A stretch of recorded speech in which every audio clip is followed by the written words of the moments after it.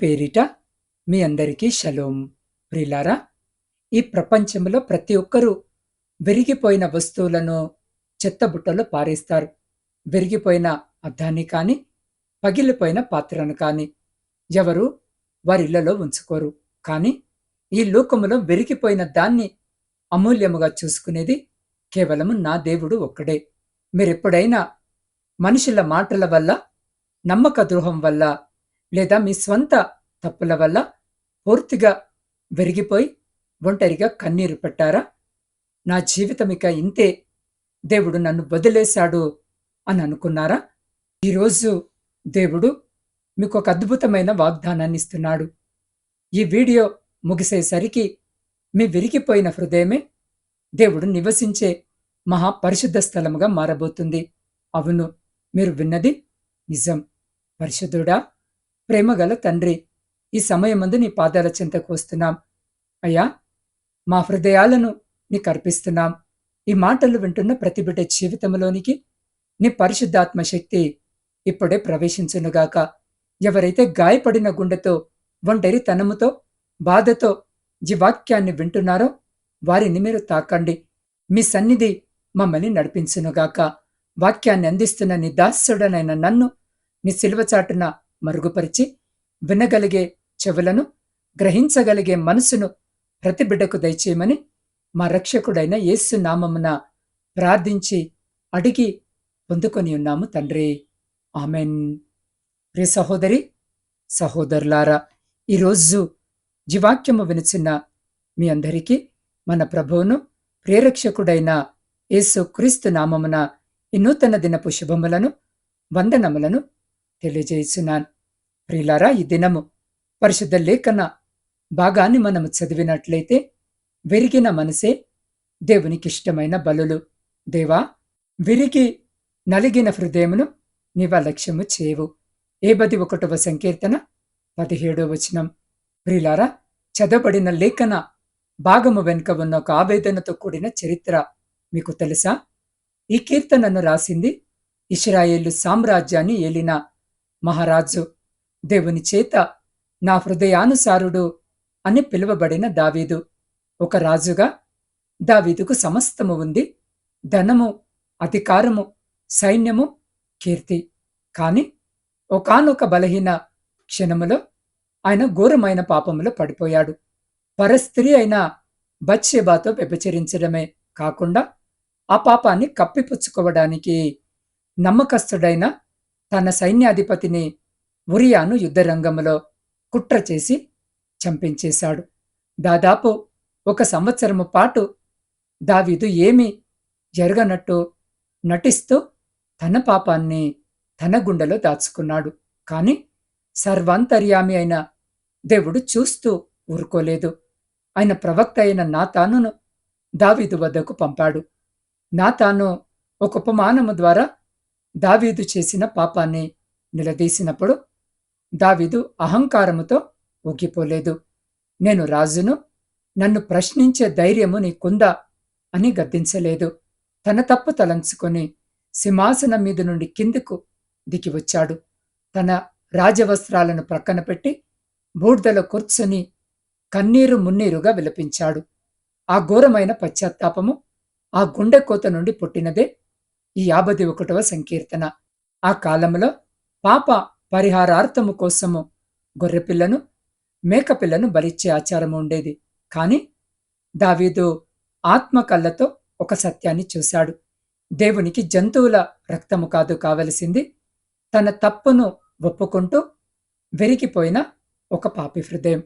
దేవుడు బాహ్యమైన ఆచారాలను కాదు, అంతరంగంలోని నిజాయితీని చూస్తాడని దావీదు గ్రహించి ఏడుస్తూ ఈ మాటలను పలికాడు. ప్రియులారా, ఒక చిన్న గ్రామంలో రాజయ్య అనే వ్యక్తి ఉండేవాడు. అతను చిన్నప్పటి నుంచి దేవుని గురించి వింటూ పెరిగాడు. కాని అతని జీవితంలో ఒక పెద్ద తప్పు జరిగింది. డబ్బు కోసము, పేరు కోసం అతను చాలా మందిని మోసము చేశాడు. చివరికి గ్రామంలోని ప్రజలు అతన్ని ద్వేషించడం మొదలుపెట్టారు. కుటుంబము కూడా అతనితో మాట్లాడడము తగ్గించింది. ఒక రాత్రి అతను ఒంటరిగా ఇంటి బయట కూర్చొని ఉన్నాడు. ఆకాశము నిండా మేఘాలు, హృదయం నిండా బాధ. అప్పుడు అతనికి తన చిన్న కుమార్తె చెప్పిన మాట గుర్తొచ్చింది. నాన్నా, దేవుడు మనమిచ్చే డబ్బు కన్నా మన హృదయాన్ని చూస్తాడట అని. ఆ మాట రాజయ్య హృదయాన్ని బలముగా తాకింది. మరుసటి దినము ఉదయము అతను దేవాలయానికి వెళ్ళాడు. చేతిలో ఎలాంటి కానుక లేదు. కాని అతని కళ్ళలో కన్నీళ్లున్నాయి. అతను దేవుని ముందు మోకాళ్లపై కూర్చొని ఇలా ప్రార్థించాడు. దేవా, నేను తప్పు చేశాను. అందరినీ మోసము చేశాను. నేను మంచి మనిషిని కాదు. కాని నన్ను క్షమించు దేవా. నా హృదయము విరిగిపోయిందని. ఆ రోజు అతను ఎక్కువ మాటలు మాట్లాడలేదు. కాని ఆ కన్నీటి ప్రార్థన దేవుని కదిలించింది. కొన్ని రోజుల తర్వాత అతని జీవితంలో మార్పు మొదలైంది. ఇప్పుడు తాగి తిరిగే రాజయ్య ఇప్పుడు ప్రార్థన చేయడం మొదలుపెట్టాడు. మోసము చేసిన వారికి వెళ్లి క్షమాపణ అడిగాడు. పేదలకు సహాయం చేయడం మొదలుపెట్టాడు. గ్రామంలోని ప్రజలు ఆశ్చర్యపోయారు. ఇంత మార్పు ఇదెలా సాధ్యమైంది అని అడిగారు. అప్పుడు రాజయ్య నవ్వుతూ చెప్పాడు, నేను దేవునికి పెద్ద కానుకలు ఇవ్వలేదు. కాని నా విరిగిన హృదయాన్ని ఇచ్చాను. అదే దేవునికి ఇష్టమైన బలి అని. ప్రియులారా, ఈరోజు చాలా మంది దేవుని ప్రసన్నత కోసము ఎన్నో పనులు చేస్తున్నారు. కాని దేవుడు ముందుగా చూస్తుంది మన హృదయాన్ని. నీ దగ్గర డబ్బు లేకపోవచ్చు, పెద్ద అర్పణలు చేయలేకపోవచ్చు. కాని నిజమైన పశ్చాత్తాపముతో దేవుని దగ్గరికి వస్తే ఆయన నిన్ను ఎప్పటికీ తిరస్కరించాడు. అందుకే పరిశుద్ధ లేఖన భాగం సెలవిస్తుంది, వెరిగి నలిగిన హృదయమును దేవా నువ్వు అలక్ష్యము చేయవు అని. కాబట్టి నీ కన్నీటి ప్రార్థనను ఆపకు. నీ బాధను దేవుని ముందు దాచకు. వెరిగి నలిగిన హృదయముతో ఆయనను వెతుకు. దేవుడు తప్పకుండా నీ జీవితాన్ని మార్చగలడు. అవును ప్రియులారా, దేవునికి ఇష్టమైంది దహన బలులు కాదు, అర్పణలు కాదు, ఈ లోక సంబంధమైన వస్తువులు కాదు. ఆయనకు ఇష్టమైనవి వెరిగి నలిగినటువంటి మనసు అనే మాటను భక్తుడు ఈరోజు కీర్తనలో చాలా సుస్పష్టముగా చెబుతున్నాడు. ఈ రోజున చాలా మంది దేవునికి ఏది ఇష్టమైనదో అది ఇవ్వాలి. తద్వారా దేవుని నుండి దీవెనలు పొందుకోవాలి, ఆశీర్వాదాలను పొందుకోవాలి, లేదా క్షమించబడాలి అని అనుకుంటారు. మరి దేవునికి ఇష్టమైంది ఏంటి అనే ప్రశ్న మనము వేసుకుంటే ఈ లోకపరముగా చాలా సమాధానాలు వస్తాయి. చూడండి, ఒక వ్యక్తికి ఇష్టమైనది ఏంటి, ఏ ఆహారము పెడితే వారు ఆనందిస్తారు, సంతోషిస్తారు అని మనం ఆలోచన చేస్తాం. కొందరికి తీపి అంటే ఇష్టం, కొందరికి కారం అంటే ఇష్టం. ఇలా వారి ఇష్టాలు, అభిరుచులను తెలుసుకొని వారి ద్వారా మన్నన పొందుకోవాలి, వారిని మన వైపుకు తిప్పుకోవాలి, వారి ద్వారా మేలులు పొందుకోవాలని ఇలా చాలా రకాలుగా ఆలోచనలు చేస్తుంటాం. ఇస్సాకు కూడా తన యొక్క కుమారుడైనటువంటి ఏశావుకు చెబుతున్నాడు, నాకిష్టమైన మాంసపు కూర తెచ్చిపెట్టు, నేను నిన్ను ఆశీర్వదిస్తాను అని చెప్పాడు. ఈ లోకములో మనిషికి ఆహారం అనేది ఒక విలువైనది. ఆహారము ద్వారా ఒక వ్యక్తి మన్నలను పొందుకుంటాడు. అదే విధముగా దేవునికి ఇష్టమైన బలి లేదా ఆహారము ఏంటి బ్రదర్ అంటే, మనమిచ్చే కానుకలు కాదు, మనమిచ్చే ఆస్తులు కాదు, మనమిచ్చే వస్తువులు కూడా కాదు. ఈ లోకములో చాలా మంది ప్రజలు చాలా రకాలుగా దేవుని యొక్క ప్రసన్నత కావాలని ప్రయత్నము చేస్తూ ఉంటారు. అలా చేయడం ద్వారా దేవుడు వారి యొక్క పాపాలను, వారి దోషములను క్షమించాడు అని అనుకుంటారు.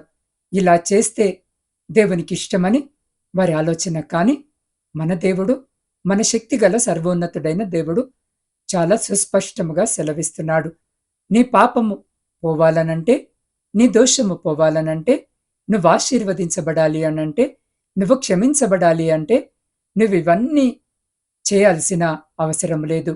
ఏ బలిని నేను కోరడం లేదు, ఏ అర్పణను నేను అడగడము లేదు. నీ వెరిగి నలిగిన మనసు లేదా హృదయమును నేను కోరుకుంటున్నాను అని దావీదు పాపము చేసిన పిమ్మట దేవుని సన్నిధికి వచ్చి కీర్తించి, ఈ కీర్తనలో దావీదు సత్యము సెలవిస్తున్నాడు, నువ్వు బలిని కోరువాడవు కావు, కోరిన ఎడల నేను అర్పించుదును, దహన బలులు నీకిష్టమైనవి కాదు అని. ఒకవేళ దేవుడు దావీదుతో నీ పాపము పరిహరింపబడాలనంటే నీవు నాకు బలర్పిస్తే సరిపోతుంది అంటే దావీదు 1000 పొట్టేళ్లను సైతము బలివ్వడానికి వెనుకాడడు. ఎందుకంటే అతను రాజు. కాని దేవుడది కోరడం లేదు. నీ విరిగిన మనసు, నీ నలిగిన హృదయం కావాలి దావీదు అని అంటున్నాడు. ఏంటి ఈ విరిగిన మనసు, నలిగిన హృదయము అనంటే మనము చేసినటువంటి పాపమును ఒప్పుకునేటటువంటి హృదయము, పశ్చాత్తాపంతో నిండినటువంటి హృదయము. అవును, నేను ఇంతకాలము దేవునికి విరోధముగా నడిచాను అని తెలుసుకొని తగ్గింపు కలిగిన హృదయాన్ని దేవుడు కోరుకుంటాడు. మన హృదయములో ఈ విధమైన తగ్గింపు లేక పాపము చేయలేదు అనే మనసుతో ఎన్ని కానుకలు, ఎన్ని అర్పణలు చేసినా సరే దేవుడు దానిని లక్ష్యపెట్టాడు అని భక్తుడంటున్నాడు. సుంకరి ప్రార్థన ఇలా ఉంది. అయితే సుంకరి దూరముగా నిలుచుండి ఆకాశము వైపు కన్నులెత్తుటకైనను ధైర్యము చాలక రొమ్ము కొట్టుకొనుచు, దేవా, ఈ పాపినైన నన్ను క్షమించు అని పలికాడు అనే మాట బైబిల్ గ్రంథములో చాలా స్పష్టముగా వ్రాయబడి ఉంది. అవును ప్రియులారా, ఎప్పుడైతే విరిగి నలిగిన ఆత్మతో మనము ప్రార్థన చేస్తుంటామో ఆ ప్రార్థన దేవుడు అలక్ష్యము చేయడు. మన యేసయ్య అటువంటి ప్రార్థనకు జవాబిస్తాడు. అయితే విరిగి నలిగిన ఆత్మతో చేసే ప్రార్థనకు లేదా ఆ హృదయానికి ఉన్న ప్రత్యేకత ఏమిటో తెలుసా? మరలా పాపము చేయాలి అనే ఆలోచన రాకపోవడమే. మరలా పాపము చేసి ప్రార్థిస్తే సరిపోతుంది కదా, దేవుడు క్షమిస్తాడు కదా అనే హృదయము ఉంటే అది విరిగి నలిగిన హృదయము కాదు, మోసపూరితమైనటువంటి కఠినమైనటువంటి హృదయము. కాబట్టి ఈ రోజున ఈ వాక్యము వింటున్న నా ప్రియ సహోదరి సహోదరుడా, నువ్వు బహుశా వెరిగి నలిగిన హృదయముతో నువ్వు ప్రార్థన చేస్తున్నట్లయితే దేవుడు తప్పక నీ ప్రార్థనకు జవాబిస్తాడు. ఆయన నీ ప్రార్థనను అలక్ష్యము చేయడు. ఆయన నీ హృదయాన్ని చూస్తున్నాడు, నీ బాధను చూస్తున్నాడు. అందును బట్టి నీ కన్నీటితో చేసే ప్రార్థనను ఆపకు. దేవుడు తప్పక జవాబిస్తాడు, నీ కోరికను నెరవేరుస్తాడు. కాబట్టి ప్రియ సహోదరి సహోదరుడా, ఈరోజు జీవాక్యము వింటున్న నీ పరిస్థితి ఏమిటి? దావీదులాగే మీరు కూడా ఏదైనా పాపములో పడిపోయి ఆ నేర స్వభావముతో లోపల నలిగిపోతున్నారా? నేను చేసిన తప్పులకు దేవుడు నన్ను క్షమిస్తాడా, నన్ను నరకానికి పంపుతాడా అని భయపడుతున్నారా? లేదా లోకములో మనుషులు మిమ్మల్ని మోసము చేసి నమ్మక ద్రోహముతో మీ హృదయాన్ని ముక్కలు ముక్కలుగా చేశారా? ప్రియులారా, ఈ లోకము చాలా క్రూరమైనది. మీ హృదయము విరిగిపోతే ఈ లోకము మిమ్మల్ని పనికిరాని వస్తువుల పక్కన పారేస్తుంది. నీ వల్ల ఏమీ కాదు అని అవహేళన చేస్తుంది. కానీ నా యేసయ్య ప్రేమ అలాంటిది కాదు. ఆయన విరిగిన వాటిని పారేసే దేవుడు కాదు, విరిగిన వాటిని అమూల్యముగా చేరదీసే దేవుడు. బైబిల్లో రాయబడి ఉంది కదా, ఆయన నలిగిన రెల్లును విరువడు, మినుకు మినుకుమనే జనపనార పత్తిని ఆర్పడు అని. మీ జీవితంలో ఆశలు చచ్చిపోయి దీపం ఆరిపోయే స్థితికి వచ్చినా ఆయన మిమ్మల్ని వదిలిపెట్టడు. మీ సంపద, మీ అందము, మీ యోగ్యత దేవునికి అవసరం లేదు. కేవలము ప్రభువా, నేను వెరిగిపోయాను, నన్ను నీవే కట్టాలి అని అడిగే ఒక్క అర్థనాదము ఆయన సింహాసనాన్ని కదిలిస్తుంది. మీ వెరిగిన మనసే ఆయన కోరుకునే మహాబలిపీఠం. అవును ప్రియ సహోదరి సహోదరుడా, ఈ క్షణములోనే దేవుని పరిశుద్ధాత్మ మీతో మాట్లాడబోతుంది. ఈ వీడియోను మీరిప్పుడు చూడటము యాదృచ్ఛికము కాదు, ఇది దేవుని సంకల్పం. మీ గది తలుపులు వేసుకుని ఒంటరిగా కన్నీరు పెడుతున్న మిమ్మల్ని దేవుడు చూశాడు. లోకానికి మీ నవ్వు మాత్రమే తెలుసు, కానీ రాత్రిపూట మీ తలగడ తడిపిన కన్నీళ్లు కేవలము నా యేసయ్యకు మాత్రమే తెలుసు. ఇక చాలు, ఆ భారాన్ని, ఆ వేదనను, ఆ పాపపు అపరాధ భావాన్ని ఇప్పుడే దేవుని పాదాల చెంత పారేయండి. మీ హృదయం ఎంత ఘోరముగా విరిగిపోయినా పర్వాలేదు, ఆయన దగ్గరకు తీసుకుని రండి. మీరెక్కడున్నా, మీ ఇంట్లో, మీ గదిలో లేదా ప్రయాణములో ఉన్న ఒక్క నిమిషము వీలైతే మీ కళ్ళు మూసుకోండి. మీ కుడి చేతిని మీ హృదయంపై ఉంచుకోండి. యేసయ్యా, నేనెవరికి చెప్పుకోలేని బాధతో ఉన్నాను. నా హృదయము విరిగి ముక్కలైపోయింది. నన్ను లోకము తృణీకరించింది. నా స్వంత తప్పుల వల్ల నేను నలిగిపోతున్నాను. కాని నీ వాక్యము సెలవిస్తుంది కదా తండ్రి, నీవు నన్ను అలక్ష్యము చేయవని. ఇప్పుడే నా హృదయములోనికి రా ప్రభువా అని మీ అంతరంగంలో అడగండి. ఆయన కృప ఇప్పుడే మీ పైకి దిగి వస్తుంది. కాబట్టి ఈ సమయంలో ఈ వాక్యము వింటున్న మీరు నాతో పాటు ప్రార్థనలో ఏకీభవించండి. మహా పరిశుద్ధుడా, ప్రేమాస్వరూపివైన మా తండ్రి, కృపాసత్య సంపూర్ణుడా, నీ పరిశుద్ధ నామమునకు స్తుతులు, స్తోత్రాలు, వందనాలు. అయ్యా, ఈ సమయమందు 51వ సంకీర్తన 17వ వాక్యాన్ని విని వెరిగి నలిగిన హృదయంతో నీ సన్నిధిలో మోకరిల్లిన నీ ప్రియ బిడ్డలందరి కోసము నేను ప్రార్థిస్తున్నాను. అయ్యా, లోకమిచ్చిన గాయాల చేత, మనుషుల నమ్మక ద్రోహము చేత, కుటుంబ సమస్యల చేత, అప్పుల బాధ చేత విరిగిపోయి నా జీవితమిక ఇంతే, నాకెవరూ లేరు అని నిరాశలో ఉన్న ప్రతి ఒక్కరిని మీరిప్పుడే దర్శించండి తండ్రి.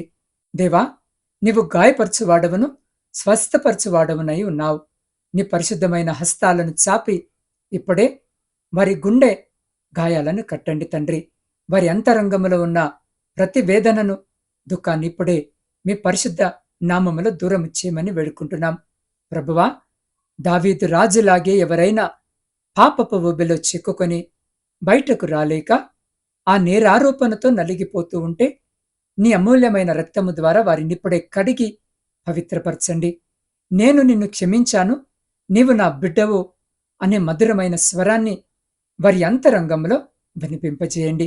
వారిలో ఉన్న ఆత్మహత్య సాదృశ్యమైన ఆలోచనలను, నిరాశను మీ పరిశుద్ధ నామంలో గద్దిస్తూ ఉన్నాను. విరిగి నలిగిన హృదయాన్ని నువ్వెన్నడూ తృణీకరించేవాడవు కాదు కదా తండ్రి. అయ్యా, ఈరోజే వారి జీవితంలో ఒక నూతన అధ్యాయాన్ని ప్రారంభించండి. శిల్పి చేతిలో పగిలిన మట్టి పాత్ర బంగారపు గీతలతో మరింత అందముగా మారినట్లు సాతాను చేతిలో, లోకము చేతిలో విరిగిపోయిన నీ బిడ్డల జీవితాలను నీ కృప అనే బంగారముతో అతికించి లోకము ముందే వారిని తల ఎత్తుకునేలా చేయండి. అవమానమును పొందిన చోటే రెండంతల ఘనతను ప్రసాదించండి. అయ్యా, ఈ వాక్యము విన్న ప్రతి ఒక్కరి ఇళ్లలో సమాధానము, సంతోషము, దైవికమైన స్వస్థత ఇప్పుడే కలుగునుగాక. నీ పరిశుద్ధాత్మ అభిషేకముతో వారిని నింపమని ప్రార్థిస్తున్నాను. ఈ దినము జన్మదిన, వివాహ వార్షికోత్సవాలు జరుపుకొంచిన ప్రతి బిడ్డను మీ నూతన దయాకిరీటం చేత ఆశీర్వదించండి. ఇతరత్ర సంతోషకరమైన కార్యాలు జరిగించుకుంటున్న ప్రతి బిడ్డ కూడా సంతోషకరమైన కుటుంబ జీవితమును దయచేయమని వేడుకుంటున్నాం. ప్రభువా, అనారోగ్యముతో, అస్వస్థత ఉన్న ప్రతి బిడ్డను మీ పరిశుద్ధాత్మతో తాకి శీఘ్రమైన స్వస్థతను, మంచి ఆరోగ్యమును బిడ్డలకు దయచేయండి. ముఖ్యంగా నా తండ్రి, ఇదిగో కుటుంబ పోషణకై కుటుంబాలను వదిలి పరాయి దేశంలో కష్టపడి పని చేసుకుంటూ వెళ్ళిన అనేక మంది బిడ్డలకు పని లేక, అక్కడ స్వేచ్ఛగా పని చేసుకుంటూ కావలసిన అకామాలు లేక, వేదనతో కన్నీరు కారుస్తూ మీ సహాయం కొరకు మీ వైపు చూస్తూ ఉండగా నా తండ్రి, బిడ్డలకు అక్కడ కావలసిన స్థిరమైనటువంటి పని చేసుకోవడానికి కావలసిన అకామాలను అనుగ్రహించండి. అయా, బిడ్డల చోట ఒంటరిగా ఉంటుండగా చెడు సహవాసాల వైపు వారు వెళ్లకుండా వారి అడుగులను స్థిరపరచండి. బలపరిచి వారిని, వారి కుటుంబాలను మీ కృపలో భద్రపరచండి. దేవ, ప్రపంచంలో శాంతిని, సమాధానాన్ని కలిగించండి. విడిపోయిన ప్రతి కుటుంబాన్ని తిరిగి కట్టండి. అయా, ప్రాముఖ్యంగా నా ఆత్మీయ కుటుంబ సభ్యులందరినీ మీ పరిశుద్ధ పాదాల చెంతకు తీసుకొని వస్తూ ఉండగా ప్రతి బిడ్డను పేరున దీవించండి, ఆశీర్వదించండి. అయ్యా, వారి ప్రతి ప్రార్థన విన్నపాన్ని మీరు ఆలకించి అంగీకరించి ప్రతి న్యాయమైన కోరికకు మీరు సమాధానము దయచేయమని నజరేయుడైన యేసు క్రీస్తు శక్తి కలిగిన నామమున ప్రార్థించి స్తుతించి అడిగి పొందుకొని ఉన్నాము తండ్రి. ఆమెన్. ప్రియ సహోదరి, సహోదరుడా, ఈరోజు దేవుని వాక్యము మీ హృదయాన్ని తాకిందని, మీ ఒంటరితనములో నా యేసయ్య మీకు తోడుగా ఉన్నాడనే బలమైన నమ్మకము మీకు కలిగిందని నేను విశ్వసిస్తున్నాను. ఈ సందేశము ద్వారా దేవుడు మీతో మాట్లాడారని మీరు నమ్మితే ఈ వీడియోని ఇప్పుడే లైక్ చేసి దేవుని ప్రేమను మహిమపరచండి. దేవా, నా విరిగిన హృదయాన్ని నీకు అర్పిస్తున్నాను అని విశ్వాసముతో కింద కామెంట్ బాక్స్లో ఆమెన్ అని టైప్ చేయండి. మీ ప్రార్థన అవసరతలను స్క్రీన్పై కనబడుతున్న నా వాట్సాప్ నంబర్కి పంపించండి. మీ కొరకు ప్రార్థించడానికి నేను సిద్ధముగా ఉన్నాను. ప్రియులారా, మీ ఆత్మీయ జీవితంలో ఎప్పుడు నిరాశ పడకుండా వాక్య బలముతో ముందుకు సాగడానికి నా ఛానల్ని ఇప్పుడే సబ్స్క్రైబ్ చేసుకోండి. ఈ లోకములో ఎంతో మంది హృదయాలు విరిగిపోయి కన్నీళ్లతో ఆత్మహత్య ఆలోచనలతో నలిగిపోతున్నారు. వారిని ఆదరించడానికి దేవుడు మిమ్మల్ని ఒక సాధనముగా వాడుకోవచ్చు. కాబట్టి ఈ శక్తివంతమైన సందేశాన్ని మీ స్నేహితులకు కానీ, కుటుంబ సభ్యులకు కానీ, వాట్సాప్ గ్రూపుల్లో కానీ తప్పకుండా షేర్ చేయండి. మీరు చేసే ఒక చిన్న షేర్ ఒకరి జీవితాన్ని మార్చవచ్చు. దేవుని కృప, సమాధానము ఎల్లప్పుడూ మీకు తోడయుండును గాక.